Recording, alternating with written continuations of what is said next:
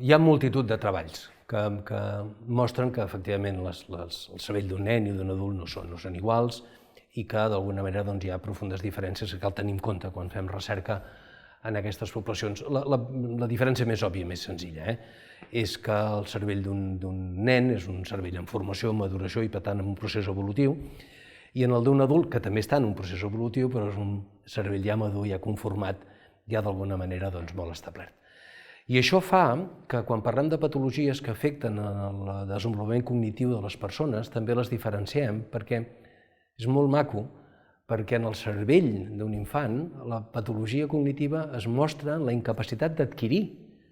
noves competències cognitives, mentre que en els adults la patologia es connecta amb com les anem perdent i com anem perdent aquesta funcionalitat i aquesta capacitat cognitiva degut a la presència de malaltia. Per tant,